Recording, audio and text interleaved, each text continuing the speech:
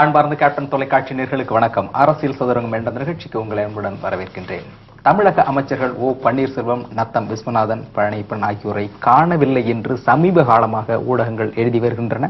அதை மெய்ப்பிக்கின்ற வகையில் அமைச்சர்களுடைய ஆதரவாளர்கள் தொடர்ந்து உதவியாளர்களும் கைது செய்யப்பட்டு வருகிறார். உண்மையில் தமிழக அமைச்சரவையில் நடப்பது என்ன, ஊழல் தொடர்பாக கைது செய்யப்படுவதாக செய்திகள் உலா வருகின்றது. செய்திகள் நம்பத்தகுந்த செய்திகள் வந்து கொண்டிருக்கின்றன. ஊழலுக்கு எதிரான நடவடிக்கை தமிழக முதலமைச்சர் ஓரிரு வாரங்களுக்குள் எடுத்துக் கொண்டிருக்கிறாரா என்பது குறித்து விவாதிக்க இருக்கின்றோம். விவாதத்தில் பங்கு பெறுவதற்காக சிபிஐ சேர்ந்த ரவீந்திரநாத் அவர்கள் வரை தந்திருக்கின்றார். வணக்கம். வணக்கம். அதே போன்று திமுகவை சேர்ந்த மோகன் அவர்கள் வரை தந்திருக்கின்றார். வணக்கம் சார்.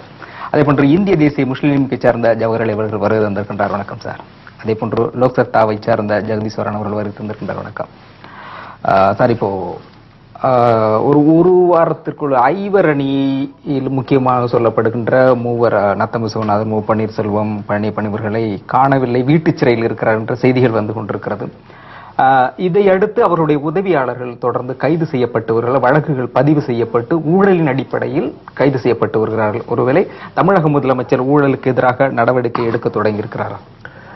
தமிழக முதலமைச்சர் ஊழலுக்கு எதிராக நடவடிக்கை எடுக்கிறார் என்று சொன்னால் அது ஊழலே ஊழலுக்கு எதிராக அர்த்தம்.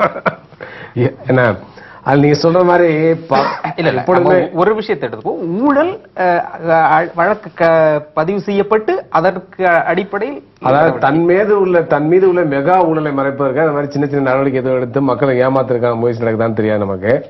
ஆனா என்னன்னா பரவலாக இந்த அதிமுக ஆட்சியில எல்லா நிலையிலுமே ஊழல் தான். எல்லா துறையிலும் ஊழல், எல்லா நிலையிலும் ஊழல். இந்தியாவிலேயே மிக அதிகமாக ஊழலால் பாதிக்கப்பட்ட மாநிலம் தமிழகம் என்ற பெயரை பெற்றிருக்கிறார்கள். அது நமக்கே ஒரு அவமானம், இழுக்கு. எனவே அப்படிப்பட்ட ஒரு ஆட்சியை மாற்ற வேண்டும் என்பதற்கான முயற்சியில் தான் இன்னைக்கு தமிழ்நாடு நடந்து கொண்டிருக்கிறது. தமிழக முதலமைச்சர் நான் தமிழகத்தை இந்தியாவோட முதன்மை மாநிலமாக மாற்றுவேன் சொன்னார். எது அப்படிங்கல அது எதுவாக வேணாலும் எடுத்துக்கலாம். இல்ல நீங்க சொல்ற மாதிரி ஊழல்ல தான் முதலிடமா வந்திருக்கு நான் நினைக்கிறேன்.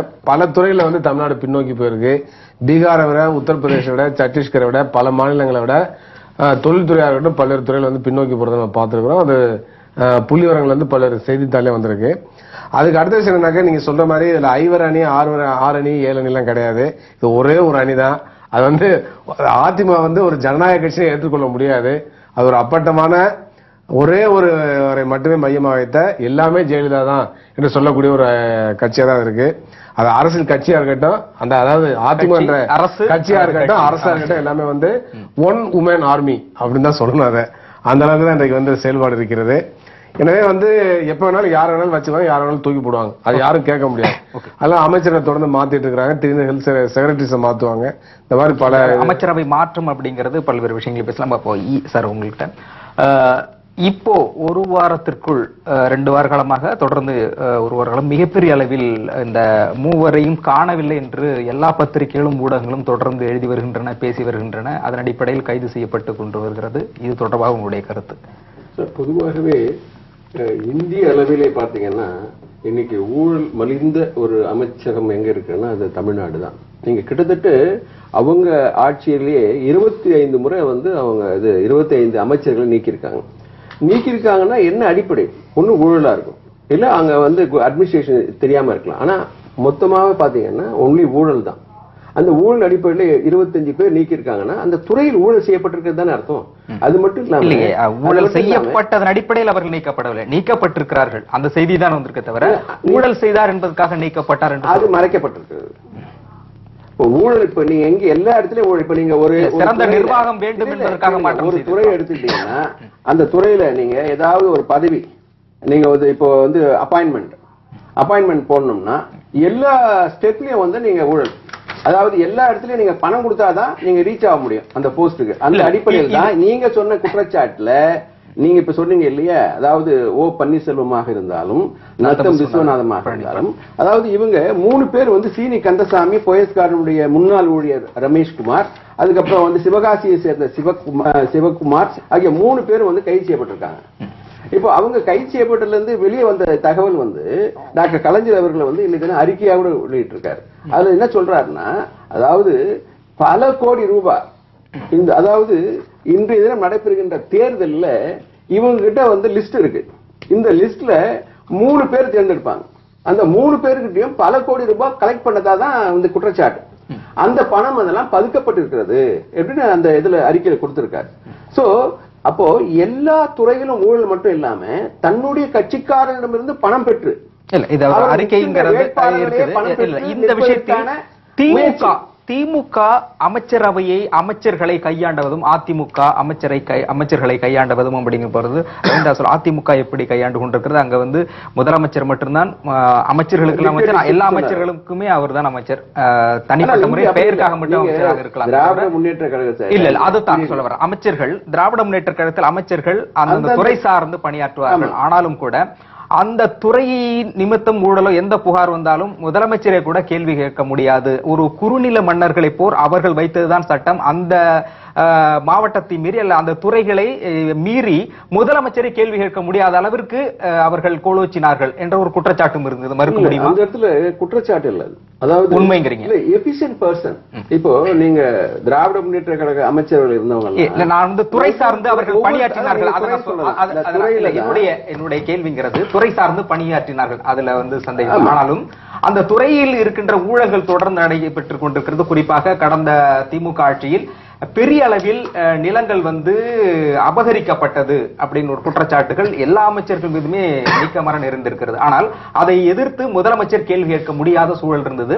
இந்த விஷயத்தில் அதிமுகவில் ஊழல்கள் செய்திருந்தாலும் அதை முதலமைச்சர் பெற்றுக்கொண்டால் அதில் பிரச்சனை வராது அப்படிங்கிற ஒரு குற்றம். ரெண்டுக்குமான வித்தியாசம் உள்ளதுதான் தவிர ஊழல் என்பதில் அமைச்சர்கள் இரண்டு கட்சியிலுமே தொடர்ந்து ஊழல் செய்து கொண்டிருக்கிறார்கள் என்பதுதான் பதிவு செய்யப்பட்டிருக்கு.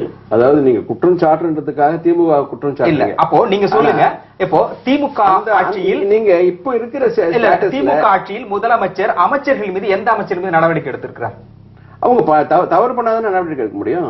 தவறு செய்து இந்த ஆட்சி காலத்தில் நிரூபிக்கப்பட்டு அவர்கள் கைது செய்யப்பட்டிருக்கிறார்களே, நிரூபிக்கப்பட்டது நிரூபிக்கப்படல. எந்த எல்லாம் குற்றச்சாட்டப்பட்டிருக்குது, வழக்குல இருக்கு. இன்னும் கூட வழக்குல இருந்து குற்றம் சாட்டப்பட்ட குறிப்பாக நில அபகரிப்பு தொடர்ந்து பேசலாம்.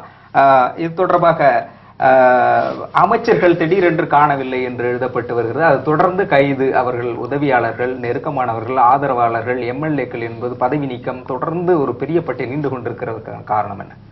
இல்ல அதையும் சொல்றேன். அதுக்கு முன்னாடி சகோதரர் வந்து சொன்னாரு, அதாவது ஊழலை பற்றி சொல்லும் போது எனக்கு உண்மையிலேயே சிரிப்பு தான் வந்தது. பொதுவாகவே வந்து ஆளுங்கட்சி மீது வந்து ஒரு ஊழல் புகார் கூறுவது எதிர்கட்சிகளுக்கு வாடிக்கையான விஷயம். ஆனா அதுவும் இந்த தேர்தல் சமயத்துல வந்து பொதுவாகவே எதிர்கட்சிகள் ஆளுங்கட்சி மீது ஊழல் புகார்களை தொடர்ந்து சொல்லிக்கொண்டே இருக்கிறாங்க. ஆனா இது யாரு சொல்றது, யார் அறிக்கை கொடுத்திருக்கு பார்த்தா கலைஞர் அறிக்கை கொடுத்திருக்கிறாரு. ஊழலுக்காகவே 1976ல டிஸ்மிஸ் செய்யப்பட்டது திமுக அரசு. அது எந்த ஊழலுக்கான பூச்சி மருந்து, கோதுமை, இப்படிப்பட்ட சின்ன சின்ன விஷயங்கள், அந்த வீராணம், கொலா பதிக்கிறது, இதுக்காக டிஸ்மிஸ் செய்யப்பட்டதுதான் திமுக அரசாங்கம். அதன் பிறகு கடந்த திமுக ஆட்சியில இருந்த 22 அமைச்சர்கள் மீது ஊழல் குற்றச்சாட்டு சுமத்தப்பட்டு அவர்கள் மீது இன்றைக்கு வழக்கு இருக்கிறது, வழக்கு நடந்து கொண்டிருக்கின்றது. 2G வழக்குல மிகப்பெரிய அளவுல 1,76,000 கோடியை கொள்ளடிச்சதாகவும், அது மட்டும் இல்ல அதே வந்து காங்கிரஸ் அரசாங்கத்தோட இருந்த அந்த காமன்வெல்த் போட்டி நடத்த அதே மிகப்பெரிய அளவுல அவங்களும் கொள்ளடிச்சது. இவங்க 2 பேரும் இப்போ இவிகே செல்வகுமார் சொல்லியிருந்தார், அழுக்கு மூட்டையின் நாங்கள் சுமந்து கொண்டு இருக்கின்றோம், இவர்களால் தான் நாங்கள் தோற்று விட்டோம். இந்த அழுக்கு முட்டை அந்த அழுக்கு முட்டை இப்ப தேர்தலுக்காக ஒன்னா இருக்காங்க. அடுத்த விஷயம், ஆனா ஊழல் குற்றச்சாட்டுகளை சொல்வதற்கு நீங்க சொன்னீங்க திமுக ஆட்சி காலத்துல குறுநில மன்னர்களை போன்று அவர்கள் ஆதிக்கம் செலுத்தினார்கள். ஒவ்வொரு அமைச்சர்களும் முன்னாள் முதலமைச்சர் கருணாநிதி அவர்களால் எந்த அமைச்சர்கள் மீதும் நடவடிக்கை எடுக்க முடியாது. எடுத்தால் அவர்கள் அந்த மாவட்டத்தில் அந்த கட்சியே இருக்காத நிலைக்கு தான் இருந்தது. அது மட்டுமல்ல, திமுக ஆட்சியை பொறுத்த வரைக்கும் குடும்ப அரசியல், நீங்கள் சொன்னீங்க அருமையாக, நில அபகரிப்பு, எத்தனை அதாவது ஏழைகளுடைய எத்தனை அப்பாவி மக்களுடைய நிலத்தை திமுக கட்சிக்காரர்கள் அதாவது எடுத்திருக்கிறார்கள் என்பது எத்தனையோ வழக்குகள் இன்றைக்கும் இருக்கின்றது. அந்த வகையிலே இன்றைக்கு சொல்ல அந்த வகையில பரவாயில்ல. என்னுடைய கேள்விங்கிறது சொல்லுங்க, அவர்கள் நடவடிக்கை எடுக்க திமுக அப்படிங்கறத தொடர்ந்து பேசுங்க. ஆனால் என்னுடையது, இந்த ஆட்சியில் முதலமைச்சர் ஒரு அமைச்சரின் மீது, குறிப்பாக முன்னாள் முதலமைச்சர் இந்நாள் நிதியமைச்சர் ஓ பன்னீர்செல்வம் பகிரங்கமாக ஊழல் வழக்கு பதிவு செய்யப்பட்டு கைது செய்யப்பட்டு கோடிக்கணக்கான ரூபாய் பறிமுதல் செய்யப்படுது. அதை நேரடியாக பார்க்கல என்றாலும் இதனுடைய உள்ளர்த்தம், ஊழல் வழக்கில் அவருடைய உதவியாளர்கள் கைது. ஒரு அமைச்சரவையில் அந்த அமைச்சரே ஊழல், அவருடைய அமைச்சருடைய உதவியாளர்களே ஊழல் வழக்கில் கைது சார், செய்யப்படுவது. நீங்க இது கலைஞர் கருணாநிதி அவர்கள் சொன்னதை அடிப்படையா வச்சுதான் அந்த ஊழல் வழக்குன்னு சொல்றீங்க. ஊழல் வழக்கு இல்ல. அதாவது ஊழல் வழக்கு இல்ல சார். அதாவது கலைஞருடைய ஒரு நிமிஷம். நீங்க முதல் கேட்ட கேள்விக்கு நான் பதில் சொல்லணும். அதிமுகங்கிறது ஒரு கட்டுக்கோப்பான ஒரு இயக்கம். மாண்புமிகு அம்மா அவர்கள் தலைமையில் இயங்கக்கூடிய இந்த அமைப்பு ஒரு கட்டுக்கோப்பானது கட்டுக்கோப்பானது அவர் மட்டுமே வைத்தது சட்டம் என்றால் கட்டுக்கோப்பான இயக்கம் அரசியல் இயக்கம். ஜனநாயகம் இருந்தால் மட்டுமே அது அரசியல் இயக்கம். ஜனநாயகம் இருக்கிறதா அதை சொல்லுங்க. கட்டுக்கோப்புங்கிறது முதலமைச்சர் இல்ல நான் சொல்லிடுறேன். தமிழக முதலமைச்சர் கழகத்தினுடைய அதிமுக பொதுச் செயலாளர் ஜெயலலிதா அந்த கட்சியை பொறுத்தவரை அவர் சொல்வதுதான் சட்டம். கட்சி ரீதியாக நான் ஏற்றுக்கொள்ள முடியும். ஆனால் அதே அரசாக கட்சி ரீதியாக கூட இருந்தால் கூட அதில் ஜனநாயகம் இருக்க வேண்டும். இவரை பதவியில் இருப்பதும் அல்லது எடுப்பதும் அல்லது ஒரு கருத்தை விவாதிப்பதற்குமான ஒரு பரஸ்பரம் அங்கு ஜனநாயகம் இதுவரை அந்த கட்சியில் இருக்கிறது. நிர்வாகம் ஒருத்தர் மட்டுமே சொல்றது நிர்வாகம் இல்ல. விஷயங்கள் எடுத்துங்க. அதனுடைய தலைமை பொறுப்பில் இருப்பவர் இவர் ஊழல் செய்கிறார். ஒருவர் மட்டுமே நடத்துவது அது சர்வாதிகாரம். நான் சொல்றது முதல்ல கட்டுக்கோப்பான ஒரு இயக்கம் நடந்து கொண்டிருக்கும் போது அந்த கட்டுக்கோப்புல எல்லாரும் தலையிட்டா அதுல பல பிரச்சனைகள் உண்டா. அந்த கட்டுக்கோப்பா இயக்கம் நடக்கிறது உங்களுக்கு என்ன கஷ்டம் தான் நான் கேட்கிறேன். யாருக்கு கஷ்டம் இல்ல, இது ஒட்டுமொத்த தமிழக மக்களுக்கு கஷ்டம் இல்ல. நான் என்ன சொல்றேன்னா, ஒரு அரசியல் கட்சியாக இருக்கின்ற பொழுது மக்களுடைய பிரச்சனைகள் அதில் பேச முடியவில்லை. மக்கள் சார்ந்த பிரச்சனைகளையும் அவர்களுக்கு தேவையான நலத்திட்டங்களையும் அமைச்சர்களோ சட்டமன்ற உறுப்பினர்களோ இல்ல உள்ளாட்சியில் இருக்கின்றவர்களோ ஒரு முதலமைச்சரை இல்ல கட்சி ரீதியான தலைவர் என்கின்ற முறையில் அவரை சந்தித்து மக்கள் பிரச்சனை பேசவே முடியவில்லை. இவருடைய கருத்து எடுக்கப்படவில்லை. தமிழக முதலமைச்சர் திட்டங்கள் எல்லாம் மக்களை போய் சேர்ந்திருக்கிறது இல்ல திட்டங்கள் என்பது அடுத்தது பேசலாம். என்ன திட்டங்கள்? ஒவ்வொரு நாளும் திட்டங்கள் நீங்க அந்த கட்சி ரீதியா சொன்னீங்க. திட்டங்கள் அவங்க என்ன செய்திருக்காங்க அது தனிப்பட்ட விஷயம். நான் கட்சி ரீதியா நீங்க சொன்னீங்க.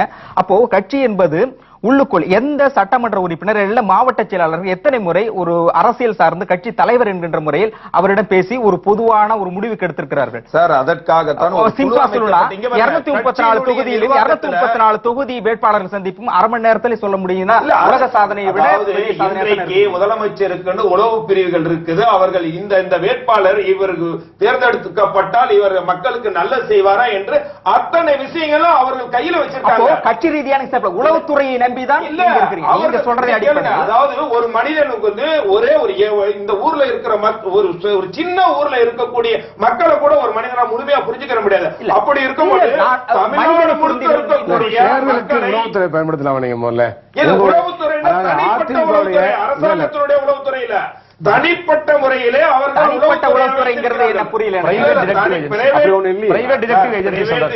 உளவுத்துறை அவர்கள் தனியாக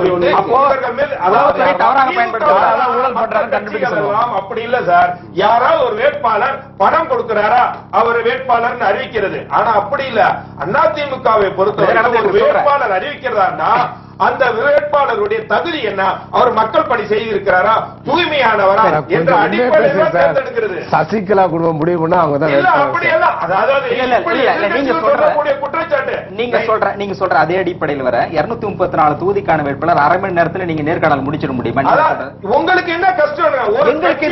தலைவர் அவர் அந்த கட்சியில இருக்கக்கூடியவர்கள் தேர்ந்தெடுக்கும் போது உங்களுக்கு அரை மணி நேரத்தில் தேர்ந்தெடுத்தால் என்ன, 5 நிமிஷத்தில் அதில் எங்களுக்கு பிரச்சனை இல்லை. இல்ல என்னுடைய கேள்விங்கிறது வேட்பாளர் தகுதியான வேட்பாளரா வெற்றி பெற முடியுமா அவர் பார்க்க வேண்டியது. அதில் பிரச்சனை இல்லை.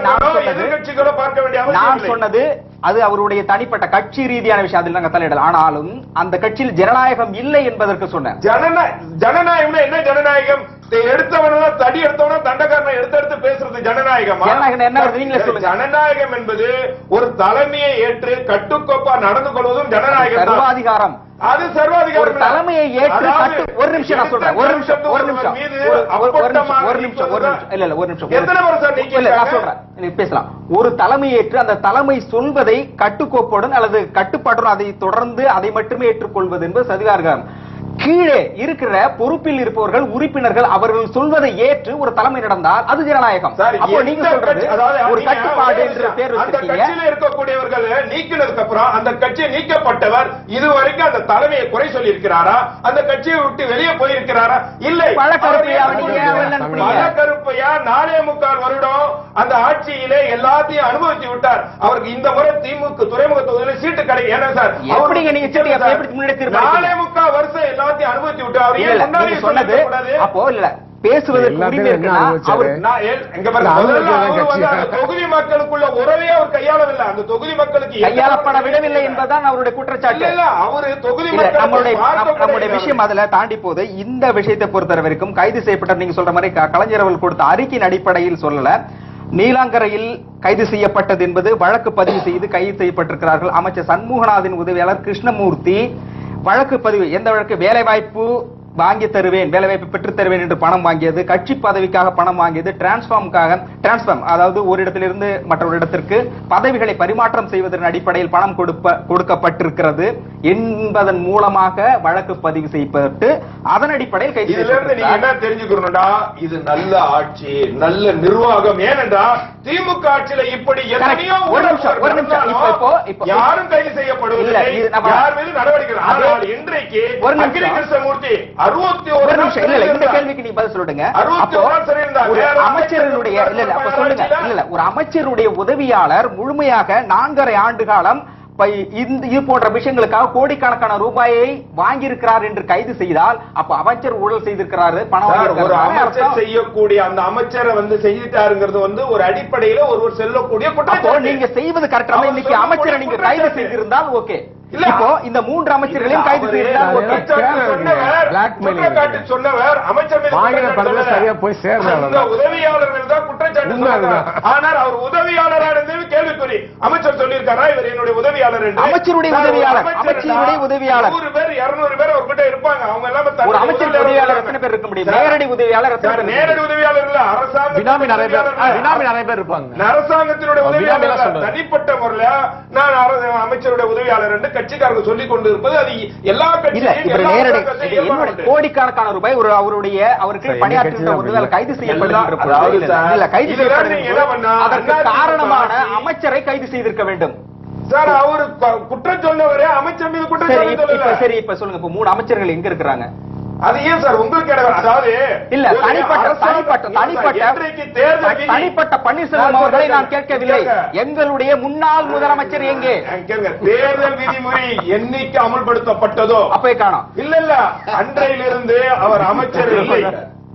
தேர்தல் விதிமுறை என்று அமல்படுத்தப்பட்டதோ அவர் அரசாங்க விழாக்களில் கலந்து கொள்ள முடியாது.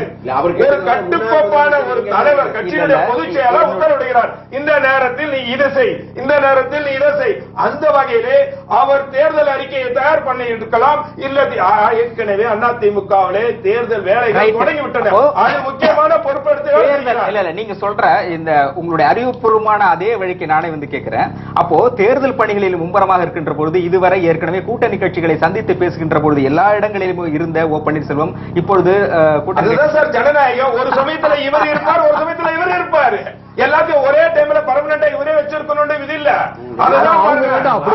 அதுதான் ஜனநாயகம். ஒரே நேரத்துல 5 வருடமும் ஓ பன்னீர்செல்வம் தான் பக்கத்துல அம்மா பக்கத்துல நிக்கணும் ஏதோ ஒரு விதிமுறை இல்ல. அதிமுக பைலால இல்ல. இந்த டைம்ல இந்த அமைச்சர் இருக்கலாம், இந்த டைம்ல வேற அமைச்சர் இதுவரைக்கும் இருந்ததில்லை. அமைச்சருடைய உதவியாளர்கள் ஊழல் குற்றச்சாட்டின்படி இதே அரசு கைது செய்து தொடர்ந்து கைது செய்து கொண்டிருப்பதனால் அவர் ஒளிந்து விட்டார் என்ற செய்தி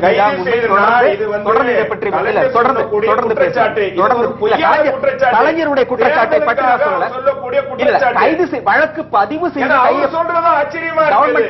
கலைஞர் அப்ப கவர்மெண்ட்ல இருக்கிறார். இல்ல வழக்கு செய்தது அரசு தானே. அதான் சார் அப்ப நீங்க தெரிஞ்சுக்கணும், அது யாராக இருந்தாலும் இல்ல ஒருவர் அரசாங்கத்திலே முழுமையா குற்றம் சொல்ல முடியும். ஆனா தவறு செய்தவர் மீது வழக்கு பதிவுபடுவது நீங்கள் வந்து சந்தோஷப்படுற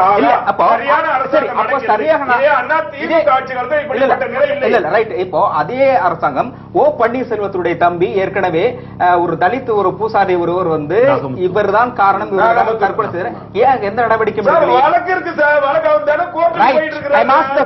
அப்போ அது மட்டும் வழக்காக இதுவரைக்கும் இருக்கும். ஆனால் இப்ப இருக்கிறது மட்டும் உடனே கைது செய்ய முடியுமா சார்? முதல்ல வந்து கைது செய்ததுக்கு அப்புறம் தான் வழக்கு போட முடியும். வழக்கு பதிவு பண்ணி தான் கைது செய்ய முடியும். இல்ல வழக்கு பதிவு பண்ண கைது செய்ய பிறகு வழக்கு போடக்கூடாது. குற்றப்பத்திரிகை தாக்கல் செய்வது அதற்கு பிறகு வழக்கு, அதாவது கைது செய்ததற்கு அப்புறம் தான். அதே மாதிரிதான் ஓ பன்னீர்செல்வருடைய தம்பி ராஜா அவர்கள் இதுவரை கைது செய்யப்படவில்லை, தாக்கல் செய்யப்பட்டு நீதிமன்றத்தில் வழக்கு. அதாவது அவர்களுக்கு நெருக்கமாக இருக்கின்ற போது வழக்காக மட்டுமே இருக்கும். 18 ஆண்டுகளையும் தாண்டி இருக்கும். ஆனால் அவருடைய நேரடியாக ஊழல் செய்கிறார் என்று நேரடியாக அவர்களுக்கு அறிக்கை போகின்ற பொழுது மட்டும் அவருக்கு எதிராக சொல்லப்படுவது என்றால் அதில் ஊழல் பணம் அவர்களுக்கு வரவில்லை, அதன் அடிப்படையில் கைது அப்படிங்கிறாங்க. இதை பற்றி தொடர்ந்து பேசலாம். அதாவது வழக்கு என்பது இன்றைக்கு சோனியா காந்தி மேல ஊழல் வழக்கு வந்துருச்சு, தொடர்ந்து பேசலாம். ராகுல் காந்தி மேல ஊழல் வழக்கு வந்துருச்சு, அன்புமணி ராமதாஸ் மேல ஊழல் வழக்கு வந்துருச்சு, கருணாநிதி மேல பல ஊழல் வழக்கு இருக்கு, அவங்க குடும்பத்து மேல பல ஊழல் வழக்கு இருக்கு. அதாவது திடீரென்று தமிழக முதலமைச்சர் அமைச்சருடைய உதவியாளர்களினுடைய கைது என்பது எதை காட்டுகிறது? அதாவது இன்னைக்கு ஒரு உதாரணம் சொல்லலாம். அதாவது இவ்வளவு நாட்கள் என்ன நடந்ததுக்கு இருக்கு. மக்கள் செய்தி மையம் சார்பாக ஒரு 10 அமைச்சர்களை விட்டுருங்க, அரசு அதிகாரிகள், ஐஏஎஸ் ஆபீசர்ஸ், செக்ரட்டரிஸ் எவ்வளவு பேர் ஊழல் பண்ணிருக்காங்க 10 டாப் 10 லிஸ்ட் ஒன்று விட்டாங்க, பெரிய பெரிய பேனர்லாம் வச்சாங்க. அதுக்கு இன்னைக்கு வரைக்கும் எந்த ஒரு எதிர்கருத்து கூட வரல, அரசாங்க தரப்புல இருந்து வரல, அந்த ஐஏஎஸ் தரப்புல இருந்து வரல. அதான் உண்மை.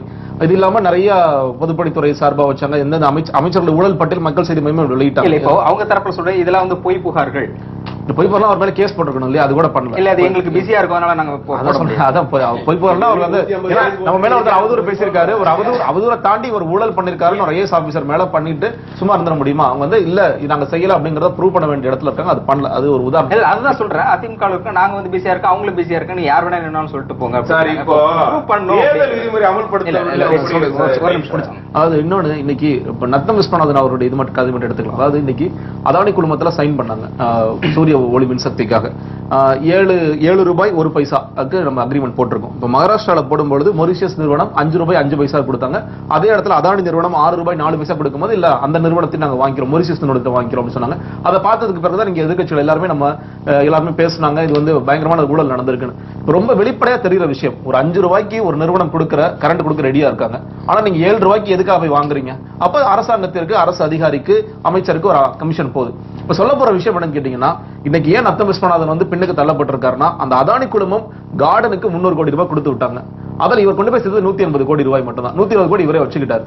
அப்படிங்கும் போது இவர் தோண்ட இன்னைக்கு வரிசையா எடுக்கும் பொழுது நத்தம் விஸ்வநாதன் மட்டும் கிட்டத்தட்ட ஒரு 4000 கோடி ரூபாய் சேர்த்திருக்காரு இந்த 5 வருடத்துல, அப்படிங்கிற ஒரு மிகப்பெரிய குற்றச்சாட்டு வைக்கப்படுகிறது. அவருடைய பையன் வந்து ஒரு மிகப்பெரிய ரியல் எஸ்டேட் நிறுவனம் தனியா நடத்திட்டு இருக்காங்க. இன்னைக்கு லண்டன் ரியல் எஸ்டேட்ல ஒரு 400 கோடி இன்வெஸ்ட் பண்ணிருக்காங்க. அமெரிக்கால நியூயார்க்ல ஒரு ஹோட்டல் வாங்கியிருக்காங்க, அதுக்கு 386 கோடி வச்சிருக்காங்க. இன்னைக்கு ஒண்ணு இல்ல, நீ உடன்குடி வடசென்னை இன்னைக்கு ப்ராஜெக்ட் இது வரைக்கும் ஹோல்டில் இருக்கு. என்ன காரணம்? சீன நிறுவனம் கம்மியா கோட் பண்ணாங்க, பிஹெச்எல் நிறுவனம் ஜாஸ்தியா கோட் பண்ணாங்க. இது வழக்கு போயிட்டு இருக்கு. யார் கம்மியா கோட் பண்றாங்களோ அவங்க கொடுப்பாங்க. இதான் வந்து வெளிப்படையான ஒரு. ஆனா இல்ல, நான் எப்படியாவது உங்களுக்கு பிஹெச்எல்க்கு வாங்கி தரேன் அப்படிங்கிறதுக்காக நத்தம் விஸ்வநாதன் போராடுறாரு. அதுக்காக சட்டத்தை வளைக்கிறாங்க, நீதிபதிகளை வளைக்கிறாங்க, அதெல்லாம் நடந்துகிட்டு இருக்கு. அப்ப இது யாருக்காக பண்றாங்க? ரொம்ப வெளிப்படையாக தெரியுது. இது எனக்கு ஒரு மிகப்பெரிய கமிஷன் வருது, இதுல நிறைய பேர் இன்வால்வ் ஆயிருக்காங்க, எனக்கு ஒரு மிகப்பெரிய ஊழல் தொகை வருது. அந்த ஊழல் தொகை என்னோட நின்ற போறது இல்ல, அது கடைசியாக முதலமைச்சர் வரைக்கும் கொண்டு போய் சேருது. இதுல ஒருவேளை டிரான்சாக்ஷன்ல பிரச்சனை வருது, எனக்கு அவன் கொடுத்தது 300 கோடி, நீ எப்படி நீ 180 கோடி எடுத்து 120 கோடி நீ வச்சுக்கிட்டா அப்படின்னு கேள்வி கேட்கும் போது அந்த பிரச்சனைகள்லாம் வருது. இதுல ஏதோ முதலமைச்சர் ரொம்ப சுத்தமானவர், அவர் தான் ஊழல் பார்த்தாலே அப்படியே நடுங்கி உடனே அப்படி உண்மையிலேயே ஊழலின் மீது அவருக்கு ஒரு அக்கறை இருந்தா ஜெயலலிதா செய்த முதல் காரியம் அவர் பதவி விலக வேண்டியதான். நான் வந்து எப்பொழுது வந்து என் சொத்து குவிப்பு வழக்கு வந்து முடிஞ்ச வெளியே நிரபராதின்னு ப்ரூவ் பண்றேனோ அப்ப நான் பதவி ஏத்துக்கிறேன், அது வரைக்கும் நான் ஊழல் எதிர்த்து போராட போறேன் அப்படின்னு நம்ம சொல்லணும். இல்ல நான் வந்து ஊழல் எதிர்ப்பதற்காக லோகாயுக்தா சட்டம் கொண்டு வர போறேன், செவிபுரம் உரிமை சட்டம் கொண்டு அட்லீஸ்ட் வார்த்தைக்காவது சொல்றேன். இதெல்லாம் யாராவது போராடினா கூட அவனுக்கு அரஸ்ட் பண்ண தேர்தல் அறிக்கையில் வரலாம். தேர்தல் எல்லாமே வரும். எப்போ தொடர்ந்து இதை பற்றி விவாதிக்கலாம். ஒரு சிறிய விளம்பர இடைவெளிக்கு பிறகு நேர்களை அரசியல் சதுரங்கம் நிகழ்ச்சி ஒரு சிறிய விளம்பர இடைவெளிக்கு பிறகு தொடரும்.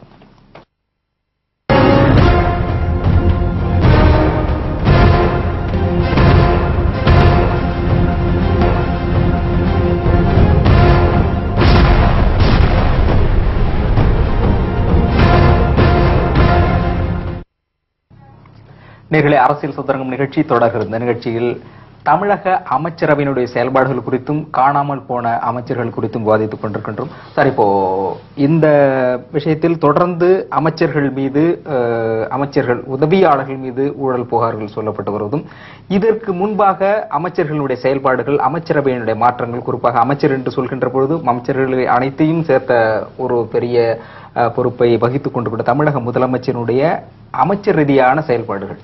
அதாவதுங்க, இது வந்து நீங்க ஏற்கனவே சொன்ன மாதிரி ஒரு ஜனநாயகத்தன்மையோடு இருக்கக்கூடிய ஒரு அரசாவோ இல்லை வந்து கட்சியாவோ கிடையாது.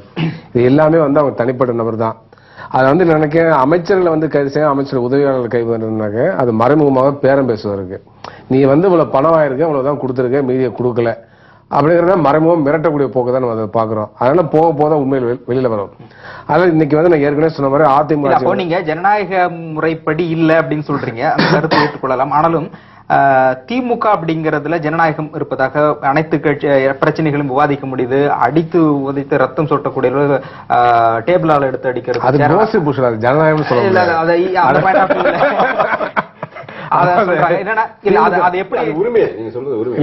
உரிமையெல்லாம் சொல்ல முடியாது. அப்படி சொல்ல முடியாது. நீங்க திமுக வந்து அருமையான வார்த்தையை பயன்படுத்தினீங்க, அதாவது குறுநில மன்னர்கள். இல்ல அதுல நான் அவருடைய கருத்துக்களை சொல்ல முடிகிறது. இப்போ இந்த விஷயங்கள்னா இது நீங்க வேண்டாம், இது செய்யக்கூடாது கட்சி அப்படிங்கறது அவங்களுடைய எந்த அளவுக்கு முடியுமோ அந்த அளவுக்கு பேச முடியும்.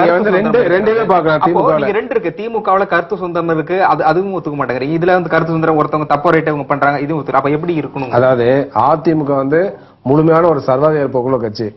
திமுக பொறுத்தவரை ஒரு சைட்ல பாத்தீங்கன்னா கோஷ்டி புருஷனால சண்டை எல்லாம் பார்க்கலாம், கருத்துல வரும் பகிரங்கமா சண்டையோட வெளியில கூட போட்டுப்பாங்க. ஆனால் கடைசியா பாத்தீங்கன்னா குடும்பத்துறை ஆட்சி தான் அங்கேயுமே. அந்த கட்சியை வந்து ஒரு தனிப்பட்ட குடும்பத்துறை கட்டுப்பாட்டுல தான் இருக்கு. அதனால நீங்க என்னதான் வந்து கருத்து சுதந்திரம் சொல்ல முடியுமா? அதான் ஏற்கனவே சொல்றேன், முழுமையான சர்வாதிகாரம்னு. சர்வாதிகாரம் பிளஸ் குடும்பம் என்று சொல்லப்படுகிறதுல சசிகலா உறவினர்கள் முழுமையாக அதில் வியாபித்திருப்பதாகவும் அது குடும்ப ஆட்சி தான். அது வந்து பின்னால இருக்கிறாங்க. அதாவது தனிப்பட்ட முறையில் அவங்க குடும்பம் கிடையாது, வேற ஒரு குடும்பத்துல கட்டுப்பாடுல இருக்காங்க. இங்க முழுமையா கலைஞருடைய குடும்பத்தினுடைய கட்டுப்பாடு இருக்கக்கூடிய ஒரு அரசு கட்சியா தான் பாக்குறோம். அதனால வந்து மத்தியில ஆட்சி இருந்தாலும் அவங்க வந்து அமைச்சர்கள் இருக்கணும், மாநிலத்தில் இருந்தாலும் அவங்க தான் இருக்கணும், அவங்க தான் முதலமைச்சர் இருக்கணும், அவங்க தான் கட்சி தலைவராக இருக்கணும். இது என்ன அது பரம்பரை ஆட்சியாது? அப்ப தமிழ்நாட்டில் வந்து இன்னைக்கு பகுத்தறிவு ஜனநாயகம் இதெல்லாம் பேசக்கூடிய ஒரு கட்சி வந்து ஒரு பரம்பரை ஆட்சியை வந்து உருவாக்கக்கூடிய சூழலை வந்து தமிழ்நாட்டில் பாக்குறோம். அதனால இன்னைக்கு வந்து திமுகவில் பங்காளி சண்டை வருது. அப்ப அந்த பங்காளி சண்டை பெரிய ஜனநாயகம் எடுத்துக்க முடியாது. அதெல்லாம் அந்த அடிப்படையில் நம்ம பார்க்க வேண்டியிருக்கு. அதனால திமுக அதிமுக வேறுபாடுனாக்க திமுக அதிமுக வந்து கொள்கை முடிவில் கடைசி கட்டமா அதிகாரம் வர்றப்ப அந்த தனிப்பட்ட நபர்கள் தான் குவித ஒழிய மற்றபடி பெரிய விஷயமா நம்ம பார்க்க முடியாது. அதே சமயத்துல வந்து பேசுறப்ப அவரு ஜனநாயகத்தை பத்தி சொல்லப்ப சொன்னார், எங்களுடைய கட்சி வந்து கட்டுக்கோப்பான, அதாவது அதிமுக அவங்க கட்சி இல்ல, அதிமுக கட்டுக்கோப்பான கட்சி, ராணுவம் மாதிரி சொன்னார். ராணுவத்துக்கும் அரசியல் கட்சியிலும் வேறுபாடு இருக்கு. ராணுவத்துல ஜனநாயகம் கிடையாது, சென்ட்ரலிசம் தான். மேலேந்து போடுற உத்தரவை கீழே நிறைவேற்றணும். ஆனா அரசியல் கட்சி அப்படி இல்ல, எல்லாரும் சேர்ந்து தொண்டர்களுக்கும் அமைச்சர்களுக்கும் வித்தியாசம் இல்லாத கட்சிங்கிறதுக்காக வேண்டி நான் சொன்னேன். ராணுவம் என்று சொல்ல, ராணுவ கட்டுக்கோப்புங்கிறது வேற, ராணுவ கட்டுக்கோப்புங்கிறது வேற. அது வந்து ஒரு தலைமை சொன்னா அதை ஏற்று நடக்கக்கூடிய நிலையில தான் ஒரு அமைச்சராக இருக்கட்டும், ஒரு சாதாரண தொண்டராகவும் இருக்கிறது கடைபிடிக்கிறாங்க. அடிப்படையில தான் சொல்லப்படும். அதாவது மிக கேவலமான ஒரு அரசியல் கலாச்சாரம் வந்து தமிழ்நாட்டில் வளர்ந்துருக்குங்க. ஹெலிகாப்டர் அடிமைத்தனத்தோட உச்சம், இதெல்லாம் அடிமைத்தனத்தோட உச்சகட்டா. இதுதான் வந்து உங்களுடைய ஜனநாயகமா? இல்ல, ஒரு தலைவரை வணங்குவதுங்கிறது இயல்பாக இருக்கிற விஷயம் தானே. தலைவர் ஹெலிகாப்டர் வணங்குறாங்க, கேலண்டர்ல வந்து ஊட்டி விடுறாங்க. இதெல்லாம் எந்த அளவுக்கு மோசமான கலாச்சாரம்.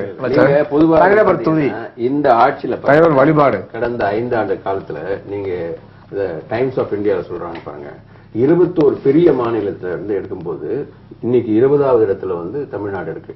சரி, எல்லா துறையும் பின்தங்கி இருக்கு. அதுல திமுகவும் பங்கு இருக்குங்க. அப்படிலாம் நீங்க தமிழ்நாட்டுல விவசாயத்துல 21வது இடத்துல இருக்கும், விவசாயத்துல. அப்புறம் வேளாண்மையில வந்து கடைசி இடத்துல தான் இருக்கும். அதே மாதிரி உட்கட்டு அதாவது இன்ஃப்ராஸ்ட்ரக்சர்ல 12வது இடத்துல இருக்கும், கல்வித்துறையில 13வது இடத்துல இருக்கும். சார் தவறா கருத்து சொல்லுங்க. கல்வித்துறையில இந்தியாவுல 2வது இடத்துல தமிழகம் இருக்குது. நான் சொல்லல, டைம்ஸ் ஆஃப் சார் இன்றைக்கு ஒரு வாரத்துக்கு முன்னாடி தினமலர்ல தெளிவா கொடுத்தாங்க.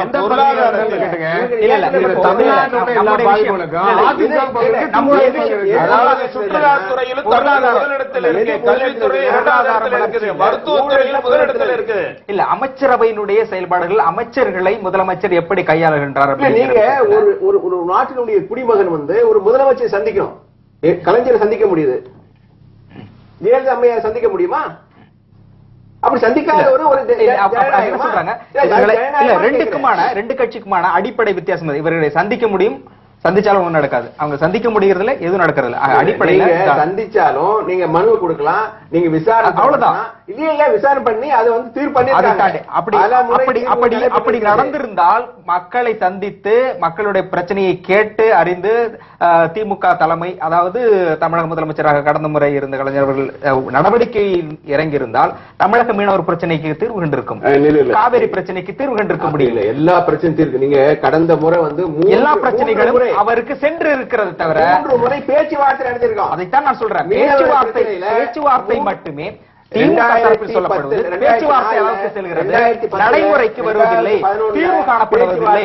சுமூகமா முடிச்சிருக்கோம். அது நீங்க 2002 கடந்த 5 ஆண்டுகள்ல இந்த அம்மா கடிதம் எழுதி பேச்சுவார்த்தை நடத்துவதற்கு எங்களுக்கு அனுமதி கொடுன்னு கேட்டிருந்தாங்க. இந்த விஷயத்துல குறிப்பாக மீனவர் பிரச்சனை தொடர்பாக 2 நாளுக்கு முன்பாக கலைஞர் அவர்கள் கேள்வி கேட்டிருந்தாரு. தமிழக முதலமைச்சர் தொடர்ந்து பிரதமருக்கு கடிதம் எழுதி இருக்காரு. இதைத்தானே போன முறையும் கலைஞர் பண்ணிட்டு இருந்தாங்க. அமைச்சர் அமைச்சு நாங்க வந்து டிஸ்கஸ் பண்ணிருக்கோம். பல அமைச்சருக்கு வந்து அங்க போய் வந்து பல முறையில கடிதம் எழுதுவது கலைஞர் அவர்கள் செய்து கொண்டிருந்தார். கடிதமும் எழுதப்பட்டது. அதே சேம் டைம் ஒரு சில நேரங்களில் அமைச்சரவை என்னுடைய பாதிக்கப்பட்ட மக்களின் சார்பாக கேள்வி, பாதிக்கப்பட்ட மக்களின் சார்பாக கேள்வி, தீர்வு கிடைச்சதா? எனக்கு பேச்சுவார்த்தையோ கடிதம் எழுதுவதோ எங்களுக்கு எதுவுமே தெரியாது. தீர்வு கிடைக்கும். தீர்வு கிடைச்சதா? கண்டிப்பா கிடைச்சது. 5 ஆண்டுகளுக்கு கிடைக்கவில்லையே. யார் சொன்னது உங்களுக்கு? பிரச்சனைகளை வந்து ஸ்ட்ரீம்லைன் பண்ண முடிஞ்சது. ஏன்னா அப்ப வந்து கடந்த அந்த மீனவர் பிரச்சனைக்கு கிடைக்கவே இல்லை. ஒரு பிரச்சனை மட்டும் எந்த பிரச்சனையாக அந்த எல்லைகளை தீர்மானிக்கல. அதுதான் சொல்றேன். பேச முடியும் தவிர திமுக தலைமையிடம் நேரடியாக பேசணும், அந்த ஒரு பெரிய வாய்ப்பு கிடைத்திருக்கிறது பாதிக்கப்பட்ட. அதுதான் தவிர அதை தாண்டி அதுதானே வேணும் உங்களுக்கு. பேசுவதற்கே வாய்ப்பு இல்லை, தீர்வு தேவையில்லை, பேச்சுவார்த்தை போதுமா மக்களுக்கு? நீங்க ஆர்கியூ பண்ணலன்னா, நீங்க போய் ஒரு இது வழக்காடலன்னா எப்படி தெரியும்? இல்ல நான் அதான் சொல்றேன். 5 ஆண்டுகள் முழுமையாக வழக்கு மட்டுமே ஆடுவதுங்கிறது ஏற்றுக்கொள்ள தீர்ப்பு கிடைக்கும். வழக்கு அதுதான் சொல்றேன். மக்களுக்கு இதனுடைய பிரச்சனை சொல்ல, அதுக்கு அடுத்து நடவடிக்கை எடுக்க வேண்டியது அரசு. ஆனால் எடுத்தது கண்டிப்பா எடுத்து யார் எடுத்து சொன்னா அப்படின்னா மக்கள் பிரச்சனை, அதாவது கடந்த 5 ஆண்டுகளில் உங்களுக்கு தொடர்ந்து மின்வெட்டு பிரச்சனை இருந்தது. ஒரே ஒரு மின்வெட்டு தான் பிரச்சனை இருந்தது. காரணம் அது சொல்றேன் உங்களுக்கு. மின்வெட்டு பிரச்சனை 2 hours இருந்தது. காரணம் 4, 6, 8 மத்திய சர்க்காரிடம் போராடி வாதாடி 155 தொழிற்சாலைகளை திராவிட முன்னேற்ற கொண்டு வந்தனால தான் எங்களுக்கு மின்சாரம் பற்றாக்குறையாக இருந்தது. அது முதல்ல தெரிஞ்சுங்க. ஒரு அப்படி இருக்கும்போது மின்சாரம் எப்படி பற்றாக்குறை சொல்றேன்? நீங்க சொல்றீங்க இல்லையா, இவங்க கொண்டு வரவில்லை, அதைத்தான் அவங்க சொல்றாங்க. சகோதரர் வந்து முழு பூசணிக்காக சோத்துல மாதிரி உங்க கட்சி அப்படிதான். நீங்க எல்லா துறையிலும் நீங்க மறைச்சுதான் இருக்கீங்க. நீங்க தான் மறைக்கிறீங்க. இந்த ஆட்சியில எல்லா துறையிலும் ஆட்சி காலத்துல திமுக ஆட்சி காலத்துல 16 மணி நேரம் மின்வெட்டு இருந்தது.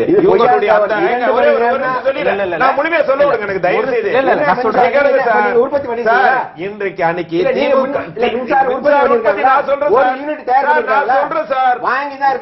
இருங்க, நான் சொல்றேன் அது மின்சாரம் எவ்வளவு உற்பத்தி பண்ணிருக்கோம் நான் சொல்லிடுறேன். இப்போ திமுக அது முதல்ல லைனா சொல்லிட்டு வந்த சகோதரர் இல்ல நம்மளோட அது அந்த விஷயம் அமைச்சரவை குறித்து, அமைச்சருடைய செயல்பாடுகள் குறித்து இதுல வந்து இந்த ஆட்சி சொல்லணும். ஒரு யூனிட் மின்சாரம் கூட புதிதாக உற்பத்தி செய்யப்படவில்லை சார். உற்பத்தி செய்யாம சார் 4400 யூனிட் வாங்கல சார். திமுக ஆட்சி காலத்துல அன்றைய தேவை வந்து 10,500 யூனிட். அன்றைக்கு 7,500 யூனிட் வந்து உற்பத்தி ஆகிட்டு இருந்தது. இன்றைக்கு 10,500 யூனிட் இன்றைக்கு மெகாவாட் உற்பத்தி ஆகிட்டு இருக்கு. 13,500 ஒரு நிமிஷம் 13,500 மெகாவாட் இன்றைக்கு தமிழகத்துக்கு தேவை வாங்கப்பட்டிருக்கிறது. ஒரு நிமிஷம் 2013-14 மின்சாரத்திற்காக தமிழக முதலமைச்சர் மின்சாரத்திற்காக மட்டுமே செலவழித்தது 30,529 கோடி. இந்த கோடியை செலவு செய்திருந்தால் 8,000 மெகாவாட் தயாரிக்கப்படவில்லை. இது போன்று அரசே ஏற்று தயாரிக்கக்கூடிய பல்வேறு விஷயங்களை தனியாருக்கு கொடுக்கும் போதுதான் பல கோடி ரூபாய் கொள்ளையடிக்கப்படுவதற்கான வாய்ப்புகள் இதன் மூலம். மின்சாரத்தை வந்து இன்னைக்கு நினைச்சா நாளைக்கு உற்பத்தி பண்ணிட முடியாது. மின்சாரம் வாங்கணும் 3000 யூனிட் வாங்கிக்கோ. ஏன் வாங்கணும்? இன்றைக்கு மக்களுக்கு மின் தட்டுப்பாடு இல்லாத லெவலுக்கு மின்சாரம் உபயோகப்படுத்துறோம். மின்சாரத்தை வாங்கணும் சார். ஆனா இன்றைக்கு வெளிமாநிலத்திலிருந்து மின்சாரத்தை வாங்க முடியாது. நிலைப்பாடு இல்ல. அன்னைக்கு ஏன் இவ்வளவு பணம் கடனாச்சுன்னு சொல்லிடுறேன். மின்சாரத்தை வெளிமாநிலத்தை வாங்க முடியாது. மின் வழி வழித்தடங்களை 7000 கிலோமீட்டர் தூரத்துக்கு மின் வழித்தடங்களை உருவாக்கி இருக்கோம். அது மட்டும் இல்ல, இன்னைக்கு என்னுடைய மின்சாரம் கிடையாது. ஆனாலும் இதுல சுருக்கமா சொல்றது, இந்த ஆட்சியில் ஒரு யூனிட் மின்சாரம் கூட இவர்களுடைய ஆட்சியில் உற்பத்தி செய்யப்பட்டது கிடையாது. வாங்கப்பட்டது மூலமா அடிக்கப்பட்ட கொலை. என்னுடைய கேள்விங்கிறது அமைச்சர்களுடைய செயல்பாடுகள். இப்ப சொல்றாங்க இல்லையா, ஒரு அமைச்சர் என்று குறைந்தபட்சம் தன்னுடைய மக்களுடைய பிரச்சனை அரசுக்கு தன்னுடைய வழிகாட்டுதல் அப்படிங்கறத சொல்லக்கூடிய இடத்தில் இருக்கக்கூடியவர்கள் அமைச்சர்கள். ஆனால் ஒரு அமைச்சர்கள் கூட ஒரு முதலமைச்சரிடமிருந்து துணிந்து பேசக்கூடிய அளவிற்கு கூட தைரியம் இல்லாதவர்களாக இருக்கிறார்கள். குறைந்தபட்சம் வணங்குவதை கூட நேராக நின்று அவர்களால் வணங்க முடியவில்லை என்ற துணிந்த அமைச்சர்கள் துணிந்து பேசாமலா ஒவ்வொரு திட்டங்களும் மக்களுக்கு எந்த இருக்கக்கூடிய 36 துறைகளிலும் மக்களுக்கு என்ன திட்டங்கள் தேவையோ அதெல்லாம் ஒரு தனிப்பட்ட முதலமைச்சரை சிந்திச்சு செய்திட முடியுமா? ஒரு அமைச்சர், ஒரு ஐஏஎஸ் அதிகாரிகள், நான் சொல்றேன் அப்படித்தான் நடந்தது. இந்த ஆட்சியில் அமைச்சர்கள் என்பது கொழுபொம்மைகளாக வைக்கப்பட்டிருக்கிறார்கள். உதவியாளர்களும் ஐஏஎஸ் அதிகாரிகள் மூலமாக மட்டுமே இந்த ஆட்சி நடைபெற்றுக் கொண்டிருக்கிறது. பொதுவான குற்றச்சாட்டுகளை தொடர்ந்து எதிர்க்கட்சிகள் சொல்றாங்க. ஆனா மக்கள் ஏத்துக்கிறது. ஏன்னா மக்கள் தொடர்ந்து மிகப்பெரிய வெற்றியை அம்மா கொடுத்திருக்காங்க. காரணம் மக்கள் நல திட்டங்கள் எல்லாம் நேரடியா போய் சேர்ந்துகிட்டு இருக்கு. அதுதான் சார் முக்கியம். எந்த அமைச்சர் கேட்கல, எந்த அமைச்சர் அம்மாவை பார்க்கல, இது பொதுவா நீங்க சொல்ல ஊடகங்களும் அதாவது எதிர்க்கட்சி இல்ல. நான் கேட்டது குறைந்தபட்சம் ஒரு முதலமைச்சரிடம் ஒரு அமைச்சருங்கிறது பேசுவதற்கு கூட பயந்து கூனி குறுகி நிற்கின்ற நிலைதான் தமிழகத்தில் இருக்கு. உலகத்துல வேற எங்கேயுமே கிடையாது. அதாவது ஒரு மரியாதை கொடுத்து ஒரு தாயை போன்று இருப்பவருக்கு மரியாதை கொடுப்பது என்பது வேற. ஆனா அவர் குறுகி நிக்கிறாங்கன்னு நீங்களா கற்பனை சொல்லிக்கிறது. சொல்லுங்க. அதாவது இந்த தேர்தல் விதிமுறை அமலாக்கப்படுவதற்கு முன்பாக தினம் எல்லா அமைச்சர்களையும் சந்தித்து தினம் தினம் பேசிக் கொண்டுதான் இருந்தார். தினம் தினம் திட்டங்களை அறிவித்துக் கொண்டுதான் இருந்தார். கடைசி சட்டமன்ற பல திட்டங்கள் அறிவிச்சிருக்காரு. அவினாசி கேள்விங்கிறது, ஒரு அமைச்சர் முதலமைச்சரை பார்ப்பதற்கே கூனி குறுகி இருக்கின்ற பொழுது மக்களுடைய பிரச்சனை, ஒருவேளை அரசுக்கு எதிராக ஒரு பிரச்சனை இருக்கிறது, திட்டம் இருக்கின்ற அதை எதிர்த்து சொல்லக்கூடிய தைரியம் எப்படி அவருக்கு வரும் என்பதுதான் கேள்வி. தொடர்ந்து விவாதிக்கலாம் ஒரு சிறிய விளம்பர இடைவெளிக்கு பிறகு. நேர்களே, அரசியல் சதுரங்கம் நிகழ்ச்சி ஒரு சிறிய விளம்பர இடைவெளிக்கு பிறகு தொடரும்.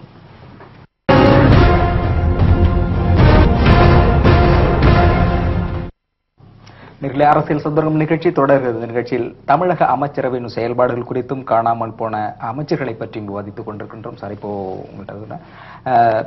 திமுக அதிமுக அமைச்சரவையினுடைய செயல்பாடுகள் அப்படிங்கிறது ஒருவேளை அங்க ஜனநாயகம் பெற்றிருந்தாலும் அடிப்படையில் கட்சி ஒரு கட்டுக்கோப்பு இல்லாத ஜனநாயக பல்வேறு முறைகளில் விவாதித்துக் கொண்டாலும் வேறுபாடுகள் சொல்லினாலும் மக்களுக்கு கிடைக்க வேண்டிய பல்வேறு நலத்திட்டங்கள் எந்த ஆட்சியில் 2 ஆட்சிகளிலும் கிடைக்கவே இல்லை என்ற குற்றச்சாட்டுக்கு குறிப்பா நீங்க அந்த விஷயம் சொன்னீங்க. இன்னொரு விஷயம், இது தொடர்பாக மீனவர்கள் பிரச்சனை தொடர்ந்து நேற்றைய தினம் கூட பாதிக்கப்பட்டது. மீனவர்கள் பிரச்சனையிலும் கூட அமைச்சரவையில் எடுக்கப்பட்ட முடிவு என்று கலைஞர் விடுத்திருந்தார். பல்வேறு உரிமைகள் திமுக ஆட்சியில் கொடுக்கப்பட்டது, அதை தொடர்ந்து அதிமுக ஆட்சியிலும் கொடுக்கப்பட்டு இருக்கிறது. தமிழர்களுடைய உரிமைகள் 2 ஆட்சியிலும் பறிக்கப்பட்டிருக்கிறது என்று தமிழக மக்களுடைய குற்றச்சாட்டுக்கு உங்களுடைய பதில்?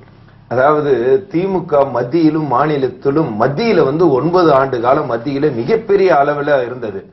அந்த ஆட்சி காலத்துல அவர்கள் நினைச்சிருந்தால் தமிழக உரிமைகளை எவ்வளவு தமிழ்நாட்டினுடைய உரிமைகளை பெற்றிருக்க முடியும். குறிப்பா எடுத்துக்கிட்டீங்கன்னா கச்சத்தீவு பிரச்சனையா இருக்கட்டும், அதே மாதிரி முல்லை பெரியாருடைய பிரச்சனை என்ன செஞ்சிருக்க முடியும். இல்ல, கச்சத்தீவு தாரை வார்த்தது திமுக ஆட்சி காலத்துல தான். அது மட்டும் இரண்டாவது இல்ல, நான் சொல்லி முடிச்சிடறேன், அதுக்கப்புறம் அவர் சகோதரர் பதில் சொல்லட்டும். இலங்கையில 1.5 லட்சம் முல்லைக்கால்வல 1.5 லட்சம் இலங்கை தமிழர்களை கொன்ன போது இல்ல இவர் என்ன பண்ணாரு, மத்தியிலும் மாநிலத்திலும் ஆட்சி இருக்காரு, ஒரு டிராமா ஆடி போய் இந்த கடற்கரையில் போய் 2 மணி நேரம் உண்ணாவிரதம் இருந்துட்டு அரசாங்கம் மத்தியில சொல்லிட்டாங்க அங்க போற நிறுத்திட்டாங்க அப்படின்னு சொல்லிட்டு அந்த 2 மனைவிகளை வைத்து உண்ணாவிரதம் இருந்தாரு. மறுபடியும் 2 மணி நேரத்துல திரும்பி வந்துட்டு இதன் பிறகு என்ன பண்ணாங்க, போற நிறுத்திட்டாங்க. நீங்க இந்த குறிப்பா அமைச்சர்கள் மற்ற அமைச்சர்கள் எப்படி செயல்படுகள் இல்ல, அமைச்சர்கள் தவறான குற்றச்சாட்டு சொல்றாரு. அதாவது 1973 திருமதி பண்டாரநாயகா இந்தியாவுக்கு வராங்க. அதே திருமதி இந்திரா காந்தி அம்மையார் அவர்கள் ஸ்ரீலங்காவுக்கு போறாங்க. ஸ்ரீலங்காவுக்கு போகும்போது மறுபடியும் வற்புறுத்துறாங்க யாரு, பண்டாரநாயகா. அவங்க தமிழ்நாட்டை கேட்காமலே தாரை வார்க்கப்பட்டது. இது கட்சித்தீவு. அதற்கு தாரை வார்க்கப்பட்டதுக்கு பின்னால் பல்வேறு போராட்டங்கள் திராவிட முன்னேற்ற கழகம் செய்யல. திமுகவுக்கு தெரியாம நாங்கள் போராடி கொண்டுதான் இருக்கின்றோம். பல முறை குற்றச்சாட்டு சொன்னாலும் கூட யாருடைய ஆட்சியில் தாரை ஏற்கப்பட்டது? திமுக ஆட்சியில் எங்களுக்கு கேட்கறேன் போராட்டம் நடத்தினோம். அங்கே போய் நாங்க மறியல் செய்தோம், இங்க டெல்லியிலே போயிட்டு. ஆனா அதை பத்தி அவங்க கண்டுக்கவே இல்லை அந்த காலத்துல. அப்ப வந்து எங்களோட கூட்டம் கிடையாது. மந்திரி பதவியை வாங்குறதுக்கு டெல்லியில போய் சார் மந்திரி பதவியை வாங்குறதுக்கு டெல்லியில போய் உட்கார்ந்து பேசக்கூடிய கலைஞர் நீங்க பல விஷயங்கள் முல்லை பெரியாருக்கா காவிரியினுடைய இந்த விஷயம் நம்ம விட்டுருக்கோம். இதே போன்று பர்மாவுக்கு கூட நம்ம என்ன காரை பல்வேறு இடங்களில் அடிப்படை உரிமைகளை மீறி இது கொடுக்கப்பட்டிருந்த பொழுது தமிழக அரசு வந்து அதுக்கு எதிராக நடவடிக்கை எடுக்க வேண்டும். நடவடிக்கை எடுக்க முடியாது, எடுக்கணும். ரெண்டு கண்ட்ரிக்குள்ள ரெண்டு விஷயத்தாங்க பாராளுமன்றத்துல பேசிருக்கோம்னா, அதாவது கண்ட்ரி லெவல்ல ஃபைட் பண்ண வேண்டியது, மாநில அரசுடைய உரிமையை பெற்றுத் தர வேண்டியது, மாநில அரசுடைய உரிமை பெற்றுத் தர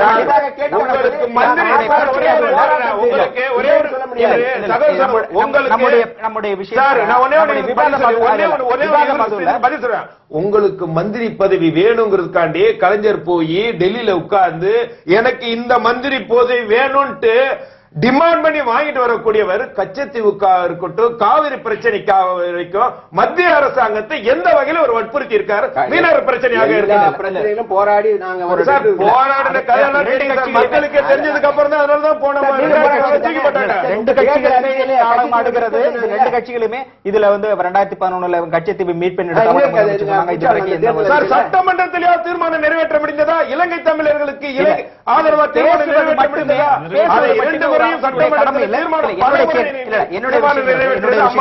அமைச்சரவையினுடைய செயல்பாடுகள் அப்படிங்கிறது குறித்து இதுல தமிழக முதலமைச்சரினுடைய அமைச்சரவையில் அமைச்சர்களை விடவும் அதிகமாக சசிகலா உறவினர் அதில் கோலோச்சி இருக்கிறார்கள்.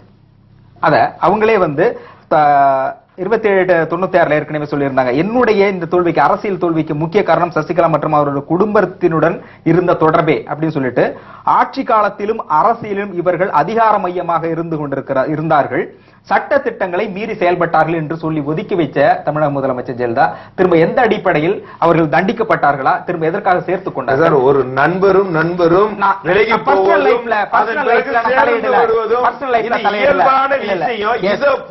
ஒரு குறிப்பிட்டு சொல்லும்போது ஒரு நண்பர் நாம கூட நீங்க கூட உங்க நண்பரை பழகி கொஞ்ச காலத்துக்கு விலக்கி வச்சிருக்கலாம், அதன் பிறகு மீண்டும் சேர்த்து நண்பரோட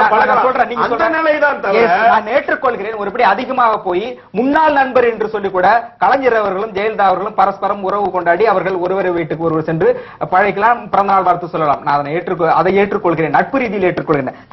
ஜெயலலிதா அவருடைய அறிக்கை ஆட்சி காலத்திலும் அரசியலிலும் அதிகார மையம் சட்ட திட்டங்களை மீறி செயல்பட்டார் சொல்லியிருக்காங்க. அப்போ அதிகாரத்தில் ஆட்சியில் இருக்கும் அதிக சட்ட திட்டங்களை மீறி இருக்கிறாங்க அப்படின்னு அவங்களே சொல்றாங்க. அப்போ மீறியதற்கு என்ன தண்டனை கொடுத்தார்கள்? இல்ல அதுதான் எப்போ 96 கதை சார். இன்னைக்கு 96 இன்னைக்கு 2016 சார். 20 வருஷத்துக்கு முன்னாடி உள்ள கதையை சொல்லிக்கிட்டு இருக்கீங்க. அதன் பிறகு நான் ஏன் சொல்றேன், எந்த தனிப்பட்ட உறவுகளில் நான் வந்து சொல்லவே இல்லை. ஆனால் அவங்க சொன்ன அதே ஸ்டேட்மெண்ட் ஆட்சி காலத்தில் சட்ட திட்டங்களை மீறி இருக்கிறான்னு சொல்றாங்க. ஆட்சியில் சட்ட திட்டங்களை மீறினா அப்போ அமைச்சரவையில் அவங்க ஏதாவது பண்ணி இருக்காங்க. ஆட்சியில் அவருடைய தலையீடு எப்படி இருக்க முடியும்? பிறகு அதனால அவர் ஆட்சியில் சசிகலாவில் ஒருவராக நண்பராக பழகி இருக்கார் தவிர ஆட்சியிலோ அரசாங்கத்திலோ அதிகாரத்திலோ எந்த வகையிலும் தலையீடு இல்லை. அவங்க சொல்றாங்க நீக்கப்பட்டதற்கான 96க்கு பிறகு என்ன நிலைங்கிறதா நீங்க பாக்குறீங்க. என்னுடைய கேள்வி இது அடிப்படையாக நான் கேட்க விரும்புவது, தமிழக அமைச்சர்கள் மொத்த அமைச்சரவை 24 முறை அமைச்சரவை மாற்றப்பட்டிருக்கிறது. 39 அமைச்சர்கள் நீக்கப்பட்டார்கள், திரும்ப பலர் சேர்க்கப்பட்டார்கள். எதற்காக நீக்கப்பட்டார்கள்? சிறந்த நிர்வாகம் சேர்க்கப்பட்டார்கள். இதுதான் சிறந்த நிர்வாகத்துக்கு எடுத்துக்காட்டுன்னா ஒருத்தருக்கு வந்து ஒரு தவறு செய்யறாரு, ஏதாவது ஒரு வகையில அதாவது வந்து அதிகாரத்தை தவறா பயன்படுத்தி இருக்கலாம், இல்ல ஒழுங்கான முறையில் அவர் துறையை கவனிக்காம இருந்திருக்கலாம். இப்ப நீக்கப்பட்டது பிறகு அந்த ஒரு பர்டிகுலர் டைம்ல திரும்ப ஐஐடியோ ஐஏஎம்லோ திரும்ப போயிட்டு அதற்கான பாடத்தை எடுத்துக்கிட்டோ திரும்ப வந்து படிச்சிருக்காங்க. சொல்ல முடியும் மக்கள் பணி சரியான முறையில் ஆற்றாத இல்லைங்களா? அப்ப என்ன பணி ஆற்றவில்லை? அமைச்சரவை அடிப்படையில் நான் கேட்கிறேன், எல்லாருமே வந்து திறமைசாலிகளா இருக்க முடியாது, கண்டுபிடிக்கவும் முடியாது. அவர்கள் வெளிப்பாடுகள் மூலமாக அவர்களுடைய திறமையானவர்களா இல்லையா நம்ம கண்டுபிடிக்க முடியும்.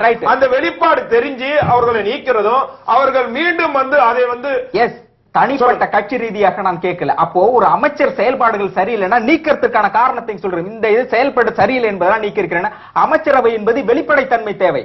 அப்போ நீங்க சொல்லியிருக்கணும், திரும்ப சேர்க்கணும்னா இந்த அடிப்படையில் இது சேர்க்கணும்னு சொல்லணும். சேர்க்கறதுக்கு சொல்லனாலும் நீக்கப்பட்டதுக்கான காரணத்தை கட்டாயம் சொல்லி நீக்கப்பட்டது என்று நீங்க சொல்லலாம். ஆனா அவர்களுடைய செயல்பாடுல ஏதோ ஒரு சிறு குறை இருக்கும், அதன் காரணமாக தான் நீக்கப்படுறது. மீண்டும் வந்து அந்த சார் ஒரு மனிதனுக்கு குறை ஏற்படுவது உண்டு, அந்த குறையை நிவர்த்தி செய்வதும் அமைச்சர்கள் அடிக்குவாங்க, குறை அதை நிவர்த்தி செய்வது இயல்புதான். அப்போ இது அடிப்படை காரணம் சொல்லப்பட்டது. தொடர்ந்து அமைச்சரவை நீக்கப்பட்டதனாலும் எந்த ஒரு அமைச்சருக்கு கீழே செயல்படுகின்ற நிர்வாகம் முற்றிலுமாக குலைந்து போயிருக்கிறது, செயல்படவில்லைங்கிறது காரணம். எப்ப வேணாலும் யார் வேணாலும் மாற்றப்படுவார்கள். ஒரு அமைச்சரவையில் நிலைத்தன்மை இல்லை. மக்களுடைய பணியை சரியா செய்யலையோ அவர்களை நீக்கிறது வந்து முதலமைச்சருடைய கடமை. ஆனால் ஒரு நிமிஷம் திரும்ப சொல்றாங்க, அமைச்சரவை ஏதோ ஒரு சின்ன பிரச்சனை குறையா நீக்கிட்டோம் அப்படிங்கிற திரும்பவும் சேர்ப்பதற்கான காரணம் என்ன? அதாவது முதல்ல நீங்க இந்த அமைச்சரின் செயல்பாடுகள் சொல்றீங்க. இந்த தேர்தல் நடத்தை விதிமுறைகள் வந்த பிறகு ஒரு போட்டோ வந்தது. இவ்வளவு நாள் ஏதோ செயல்பட்ட மாதிரி இனிமேல் செயல்படாத மாதிரி 5 வருஷமா செயல்பட, அதுதான் மிக அடிப்படையில் வந்து இது நகைச்சுவா இருந்தாலும் உண்மை அதுதான். அதாவது இந்த 5 வருட காலத்தில் ஏதாவது ஒரு செயல்பாடுனால ஏதாவது ஒரு முன்னேற்றம் அடைஞ்சிருக்குன்னா எதுவுமே இல்லை, பின்னோக்கி தான். அந்த 5 வருடத்துல எல்லா துறைகளும் படிச்ச மாதிரி எல்லா துறைகளும் பின்னோக்கி தான் போயிருக்கும். அப்ப என்ன செயல்பாடு இருந்தது? இப்ப என்ன பிரச்சனைனா இவங்க எதற்காக நீக்கப்படுகிறார்கள் என்பது ஒவ்வொரு நம்ம கேட்கிற கேள்விதான். நீங்க அக்ரி கிருஷ்ணமூர்த்தி அவர் நீக்கும் போது கூட இவர் இந்த ஊழலில் ஈடுபட்டிருந்தார். ஊழல் இன்னைக்கு இந்த ஆவின் பால் மிகப்பெரிய ஊழல் வந்தது, அவர் உதவியாளர் கைது செய்யப்பட்டார். அந்த அந்த அமைச்சர் மேல நடவடிக்கை இல்லை. அது மாதிரி இன்னைக்கு வரைக்கும் பல அமைச்சர்களை இன்னைக்கு நீக்கிட்டு இருக்காங்க, மாவட்ட செயலாளர்கள் நீக்கிறாங்க. எல்லாருக்குமே வெளிப்படையா தெரியுது அவர்கள் வந்து ஊழல் செய்கிறார்கள். ஊழல்ல வந்து சரியான கமிஷனா முதலமைச்சருக்கு கொண்டு போய் சேர்க்கல, அதனால நீக்கிறாங்க. அதுதான் உண்மை. ஏதோ மறுபடியும் சொல்றது என்னன்னு கேட்டீங்கன்னா, நிறைய நேரங்கள் எப்படி பார்க்கப்படுதுன்னா இவர்கள் ஊழல் செஞ்சது இன்னைக்கு ஜெயலலிதா கண்டுபிடிச்சாரு நடவடிக்கை எடுக்கப்படுது. அக்ரி கிருஷ்ணமூர்த்தி வழக்குல கூட அவர் வந்து இது அம்மாவுக்கும் போகுது இந்த பங்குன்னு அவர் சொல்லும் பொழுதுதான் அவர் உள்ள போறாரு தவிர அதை விட்டுட்டு அவர் போறது கிடையாது. இன்னொன்னு, அதாவது இவங்க 2 பேருக்குமே அந்த வித்தியாசம் கிடையாது. இப்போ அவர் கூட சொல்லும் போது சொன்னார், நீங்க உங்களுடைய ஆட்சியில் ஊழல் இல்லையா? ஊழல் இல்லை. இது வந்து சேலத்துல அமைச்சர் முன்னாள் அமைச்சர் இறந்து போயிட்டார். வீட்டு வசதி வாரியத்தில் மிகப்பெரிய ஊழல் ஒண்ணு வந்தது. அப்ப செய்தியாளர் ஒரு கேள்வி கேட்டார், இந்த ஊழல் நடந்திருக்கீங்க, என்ன நினைக்கிறீங்க? ஊழல் நடக்கல. இல்ல உங்க வீட்டு ஆட்களே சம்பந்தப்பட்டிருக்காங்க, உங்க மருமக சம்பந்தப்பட்டிருக்காங்க, மனைவி சம்பந்தப்பட்டிருக்காங்க, ஆனா ஊழல் நடக்கலன்னு சொல்றேன், அவ்வளவுதான், முடிஞ்சு போச்சு. அந்த மாதிரிதான் இப்ப இவர் பேசுற போது கேட்கும் பொழுது திமுக ஒருவேளை ஓட்டுப்படம் நாக்கிறவங்க கூட இவங்க மாற மாட்டாங்க, இவங்க இப்படிதான் இருப்பாங்க அப்படிங்கறத இன்னைக்கு பறைசாற்றிருக்காருன்னு நினைக்கிறேன். இருவர்களும் எந்த வித்தியாசமே கிடையாது. ஊழல் வந்து 2 பேரும், அதாவது கருணாநிதி வந்து ஒரு 8 அடி பாய்வாங்க, அவங்க 16 அடி பாய்வாங்க, அவ்வளவுதான் வித்தியாசம். இது ஊழலின் நீட்சி தான். 2 பேரும் மாறி மாறி, அதாவது ஆரம்பத்திலே இங்க பல பிரச்சனைகள் இருக்கிறது. இன்னைக்கு ஒண்ணு கிடையாது. இன்னைக்கு வந்து ஓபிஎஸ்ஓ இல்ல நத்தம் விஸ்வநாதன் எதற்காக சந்திக்கிறார்கள், எதுக்கு அவங்க பணம் வாங்குறாங்க? உடனே சீட்டு வாங்கி கொடுக்குறேன். அப்ப எவ்வளவு காசு கட்டுறாங்க? லட்சக்கணக்கில், கோடிக்கணக்கில். இப்ப கோடிக்கணக்கில் லட்சக்கணக்கில் ஒரு இன்வெஸ்ட் பண்ணிட்டு வர்றான்னா அவன் எப்படி நல்லது செய்வதற்காக இவ்வளவு இன்வெஸ்ட் பண்றீங்களா? நீங்க ஒரு 5 கோடி 10 கோடி கொடுத்து மக்களுக்கு சேவை செய்ய உண்மையெல்லாம் சேவை செய்ய வரலாமே நேரடியா. நீ இது 10 கோடி போட 100 கோடி எடுக்கிற பிசினஸ் இது. இன்னைக்கு அப்படி ஆயிடுச்சு. இது மாறாத வரை எதுவுமே மாறாது. இன்னைக்கு நீங்க ஒண்ணுல ஸ்டாலின் அவர்களுடைய இந்த இது பேட்டியோட வெளியானது இல்லையா அந்த தேர்தல், அதுல என்ன கேள்வி கேட்கப்படுது? பயங்கரமா செலவாகுமாவே, நீங்க எப்படி செலவு சமாளிக்க போறீங்க அப்படி துரைமுருகன் கேட்கிறாரு. நான் வந்து கட்சிக்கு இது இல்லாம நான் செலவழிச்சிருவேன். பயங்கரமா செலவுனா என்ன கேள்வி? இது முதல்ல என்ன கேள்வி? நீ என்ன மக்கள் பணி செஞ்சிருக்கேன்னு கேட்கணும், இல்ல மக்கள் பணி என்ன செய்ய போறேன்னு கேட்கணும். பயங்கரமா செலவாகுமே, எதுக்கு செலவாகுது? அப்படி இந்த வேலையே செய்யல, அப்ப நீ மக்களுக்கு போய் பணம் கொடுக்க போற, இல்ல இலவச பொருட்களை கொடுக்க போற, மது பாட்டில கொடுக்க போற, அதெல்லாம் எங்க இருந்து பணம் வச்சிருக்க? நீ உங்க அப்பாட்ட வாங்கி கொடுப்பியா, இல்ல கட்சியில எடுத்து கொடுப்பியாம அது கேள்வி கேட்கிறார். அப்ப இது மாறாத வரை, இந்த அரசியல் எளிமைப்படுத்தாத வரை இது தொடர்ந்து கொண்டேதான் இருக்கும். அரசியல்ங்கிறது கலாச்சாரம் மாறாத வரை எதுவுமே மாறாது. தொடர்ந்து நம்ம பேசிட்டே இருப்போம். இவங்க இப்ப யார் வந்து இப்ப திரும்ப திமுக தான் அவங்க ஊழல் செய்ய போறாங்க, ஊழல் நிச்சயம் தான் இருக்க போயிடும். இன்றைக்கு பொதுவா புனிதர்களாக பலர் கிளம்பி ஆளும் அரசாங்கத்தையும் குறை சொல்லுவோம் அப்படின்னு நீங்க சொல்றீங்க. அவர்களுக்கு காவல்துறை இணையதளத்தில் தொடர்ந்து ஒவ்வொரு மாதமும் பதிவு செய்யப்படுகின்ற கொலைகள் குற்றங்கள் பதிவு செய்யப்படும். ஆனா கடந்த ஓராண்டுகளாக முற்றிலும் நிறுத்தப்பட்டது. அதற்கு முன்பாக செய்யப்பட்ட கொலைகள் என்பது 9,000 88,500 கொலைகள் நடந்திருக்கிறது. நாளுக்கு நாள் அதிகரித்து வருவது. டோட்டலாக அந்த இன்டர்நெட்டை நிறுத்திருக்காங்க தமிழக அரசு அப்படின்ற செய்தியுடன் நிறைவு செய்தியாக வருகின்றது. அமைச்சரவை எப்படி இருக்கிறது, தமிழக அமைச்சருடைய செயல்பாடுகள் எப்படி இருக்கிறது, குறிப்பாக காணாமல் போன அமைச்சர்கள் என்ன செய்து கொண்டிருக்கிறார், எதன் அடிப்படையில் அவருக்கு எதிராக தொடர்ந்து கைது நடவடிக்கை எடுக்கப்பட்டுக் கொண்டு வருகிறது என்பது குறித்த பல்வேறு கோணங்களில் விவாதத்தில் கலந்து கொண்டு பல்வேறு கருத்துக்களை எடுத்து கூறிய அனைவருக்கும் நன்றி கூறி நிகழ்ச்சியை நிறைவு செய்கிறோம். நன்றி, வணக்கம்.